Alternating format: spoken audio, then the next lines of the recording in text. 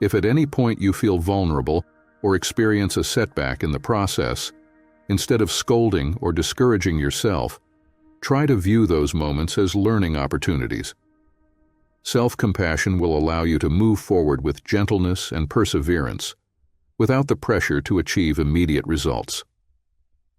You can practice self-compassion through meditation or conscious breathing, reminding yourself that every small step counts, and that detachment is an act of self-love. The fifth step is to set healthy boundaries, both with the other person and with yourself. Boundaries help protect your well-being and prevent emotions from becoming overwhelming. Start by setting clear boundaries regarding the time and energy you dedicate to thinking about that person or communicating with them, especially if you're still in contact. For example, you might decide to reduce the frequency with which you check their social media, or set a rule to not talk about the relationship with close friends all the time. These boundaries will help you focus more on yourself and gradually reduce the intensity of the attachment. It's not necessary to cut contact completely, but setting boundaries will give you the necessary space to heal and strengthen yourself. The sixth step is to practice gratitude and focus on the present. Many times, emotional attachment arises because we're focused on the past or an imagined future. We think about happy moments or how things could have been, which fuels attachment and makes detachment difficult. A helpful strategy is to practice gratitude for the present moment. Focusing on what you have now and who you are helps you live in the present without relying on memories or expectations. A simple practice is to write down 3 things each day for which you feel grateful at that moment. They can be small things, like a moment of peace or something you accomplished during the day. Gratitude helps you see the richness of your life here and now, reducing the need to seek satisfaction in another person or in an idealized future.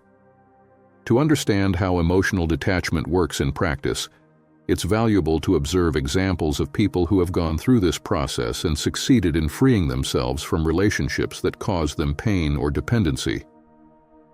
While each story of transformation has its nuances, they all demonstrate that although emotional detachment can be challenging, it's possible to build a healthier relationship with oneself and, consequently, with others. Let's imagine a person who spent several years intensely attached to a romantic relationship. Although this relationship brought them some moments of joy, it also generated deep insecurity. Each argument or time apart awakened a huge fear of abandonment, and they found themselves trapped in a cycle of emotional dependency.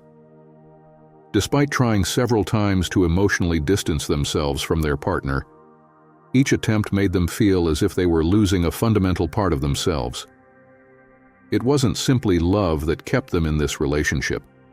Rather, they had projected onto their partner their own unresolved insecurities and fears.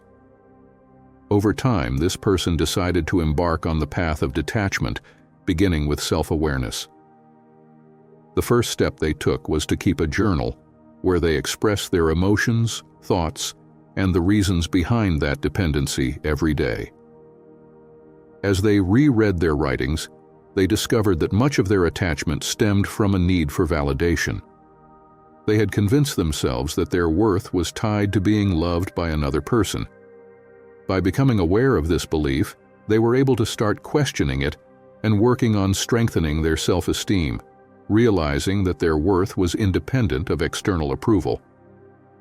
Another interesting case is that of someone who, after a long relationship, couldn't stop thinking about their ex-partner, idealizing them and reliving happy moments. Although the relationship had ended, their mind remained trapped in nostalgia, wondering how things could have been different. This person decided to start the detachment process and began practicing visualization. Each day, they imagined what their life would be like without being trapped in the past.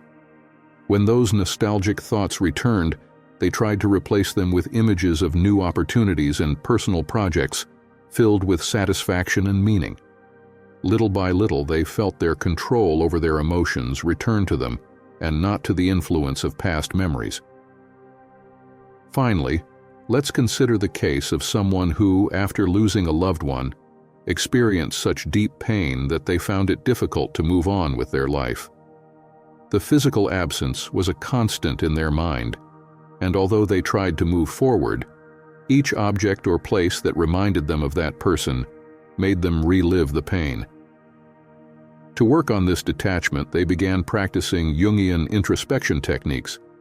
They started analyzing their dreams and reflecting on the symbols that appeared, identifying the qualities that person represented for them. Over time, they understood that their attachment wasn't solely toward the loved one, but toward aspects of themselves that they projected onto that relationship. Recognizing this allowed them to honor the memory of their loved one without being bound to the pain, and they began to build a deeper internal connection with their own self. Each of these examples shows that the process of emotional detachment isn't an act of rejection, but rather a way to reconnect with oneself and rediscover one's own worth. These transformation stories show that detachment isn't about forgetting or stopping loving, but about freeing up emotional space to move forward in a more balanced and fulfilled way. Today, rather than just learning about detachment, we've explored the immense power of returning to ourselves. Detachment isn't a rejection of love or a sign of emotional coldness. It's an act of courage and respect for your own well-being. It's recognizing that even though someone has been an important part of your story, your essence and peace are your responsibility and can't depend on anyone else. Imagine what it could mean for you to regain that control. Picture yourself for a moment, waking up each day feeling complete, without the anguish of an unreciprocated love or the weight of memories that no longer serve you.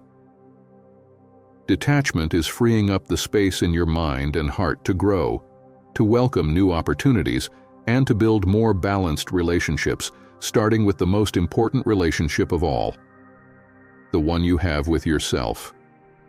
This process of emotional detachment is an invitation to freedom, not the freedom to be alone, but the freedom to consciously choose with whom you want to share your life without feeling trapped or dependent.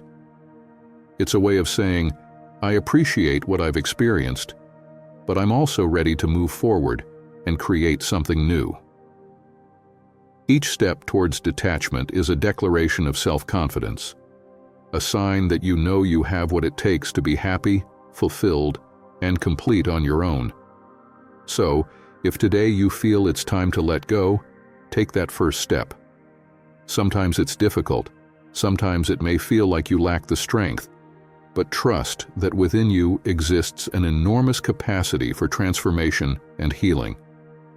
Just like a wound that gradually heals, detachment is a process in which you'll discover that you're not losing someone else, but reclaiming your own power.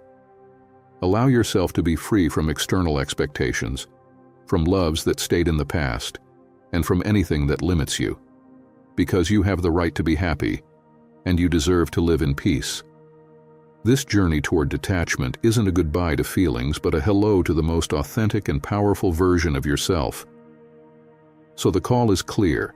Take the first step towards a life of emotional well-being. Don't look back with regret. Instead, look forward with hope.